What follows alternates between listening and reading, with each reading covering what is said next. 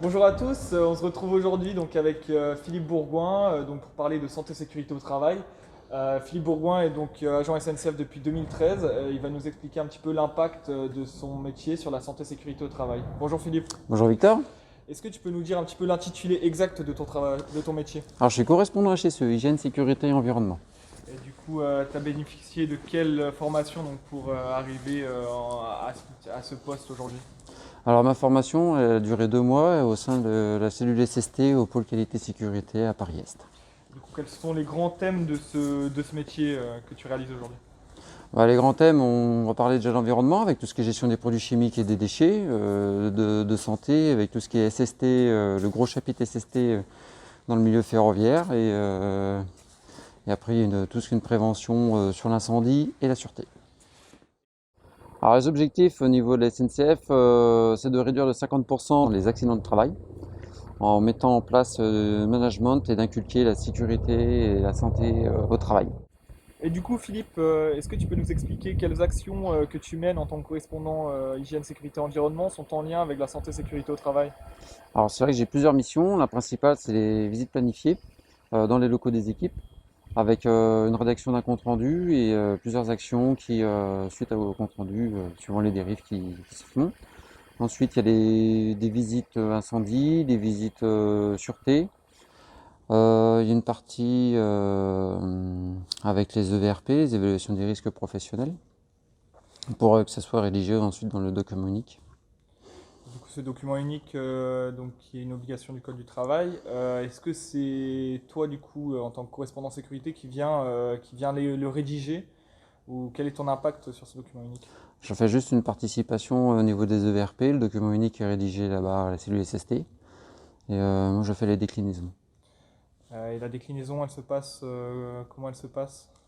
La déclinaison du document unique des évaluations des risques est obligatoire au niveau du Code du travail. On se rassemble comme une petite réunion et je leur explique comment on accède au document unique. Chaque salarié doit être capable de consulter le document unique.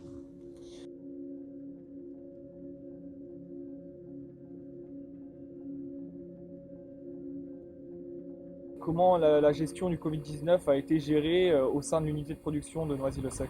Alors dans un premier temps, pendant le confinement, on a fait une réduction d'effectifs en faisant un travail, un groupe en télétravail et un groupe en présentiel, avec une alternance d'un jour sur deux. Certaines personnes restaient en 100% télétravail, tout ce qui était administratif, et certaines personnes, et on avait une journée de chômage partiel, et pour certaines personnes, 100% chômage partiel. Et du coup, ce télétravail, il était déjà exploité par la SNCF sur l'avant-Covid ou c'est quelque chose de nouveau? Au niveau administratif, quelques personnes avaient quelques jours de télétravail déjà dans la semaine. Et donc ensuite, donc sur les habitudes de travail des agents, est-ce que ça a impacté leurs habitudes? La première déjà, c'était le port du masque obligatoire, quand ça a été courant juin. Et puis c'était la première. Puis après, tout ce qui était distance sanitaire à respecter lors de différentes opérations ou d'interventions sur les chantiers. Du coup, des infections, peut-être des désinfections. Après, il y a eu des infections. Après, oui, il y a la désinfection de tout ce qui est outillage en commun, des véhicules et certaines pièces dans les locaux.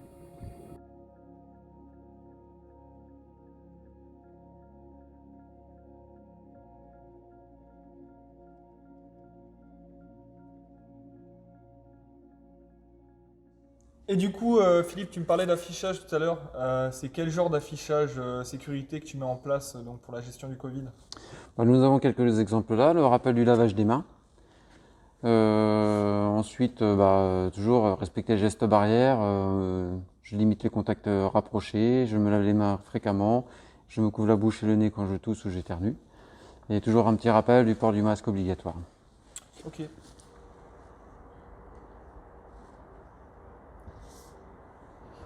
Et donc les actions du correspondant hygiène, sécurité, environnement avec cette pandémie, du coup, c'est quoi? Les différentes actions ont été de faire un affichage de prévention afin de pouvoir respecter les gestes barrières. Il y a une distribution aussi des masques, des lingettes et du gel hydroalcoolique. Eh bien, merci Philippe, merci d'avoir répondu à mes questions. J'espère qu'on a pu vous éclairer et je vous souhaite une bonne journée. À la prochaine.